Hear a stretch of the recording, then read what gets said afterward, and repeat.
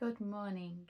Welcome to day 2 of the Silence Challenge, reading from the book of Silence in the Age of Noise by Erling Kagge, the Explorer. It's a wonderful little book, and what we're doing is we're getting together just every day for a month or so, if you're up for it, to read one chapter of the book and to engage together in a little bit of silence, just a little bit of silence every single day. So we started yesterday with the introduction, and today is chapter 1. So sit back, get comfy, close your eyes if you wish to. A lot of things in daily life boil down to wonder. It is one of the purest forms of joy that I can imagine. I enjoy the feeling. I often wonder. I do it almost everywhere. When travelling, reading, meeting people. When I sit down to write, or whenever I feel my heart beat or see the sunrise. Wonder is one of the most powerful forces with which we are born. It is also one of our finest skills. Not only for an explorer like me, it holds just as much value for a father or for a publisher. I like it, preferably without interruption. Scientists can uncover truths. I would have liked to do that, but that path simply wasn't for me. Throughout my life, my opinions on nearly everything have shifted. My sense of wonder is first and foremost something in and of itself. Wonder for the sake of wonder, a small voyage of discovery. Though it can also be the seed that germinates to bring forth new possibilities. At other times, wonder is involuntary. It is not something that I choose, but rather I wonder because I simply cannot let it be. Something ugly from my past rears its head. A thought or an experience. It begins to gnaw at me and I can't stop thinking about what it might mean.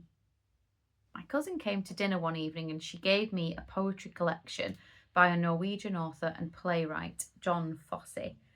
After she left, I lay on the bed leafing through the book. Just before turning off the light, these words surfaced. There is a love no one remembers. What did he mean by that? An invisible love that lies dormant? Could it be that he was writing about silence? Good poetry reminds me of the great explorers. The right words are able to set my thoughts in motion, just like the explorers' accounts that I read when I was young. Before I fell asleep, I decided to write to Fosse the next morning, ask him about those 7 words, and try to draw water from his well. In a way, it is the silence that speaks, replied Fosse, 6 minutes after I had sent off my email. It almost seemed he had been waiting for my inquiry. Yet that could hardly have been the case, as he hadn't heard from me in years. To speak is precisely what the silence should do. It should speak, and you should talk with it in order to harness the potential that is present. Perhaps it's because silence goes together with wonder, but it also has a kind of majesty to it. Yes, like an ocean or like an endless snowy expanse, he said. And whoever does not stand in wonder at this majesty fears it. And that is most likely why many are afraid of silence and why there is music everywhere, everywhere.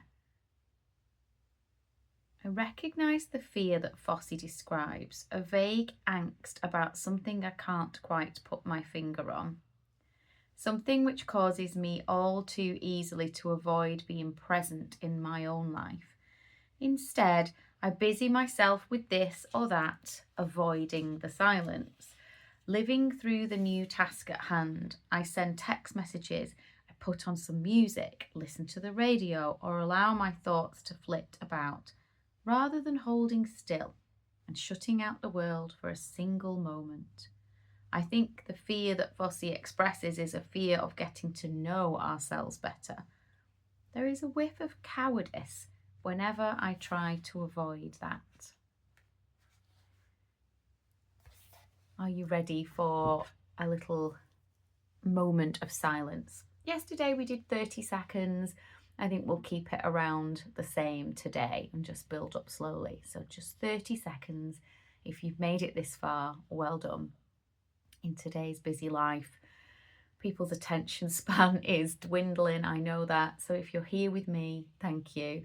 Let's take 30 seconds silence together.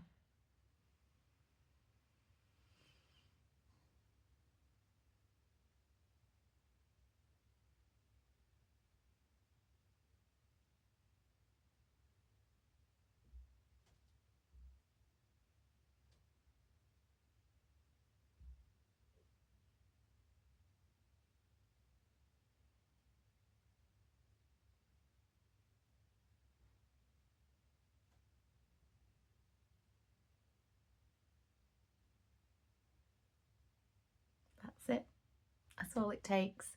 We will build up, but just notice, how did you feel during that silence? Did it feel really nice, pleasant, comfortable?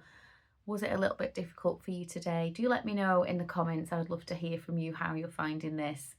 This book is full of wonderful little nuggets, little quotes. I'm enjoying reading it with you. I hope you're enjoying listening to it. I'll see you tomorrow. Bye for now.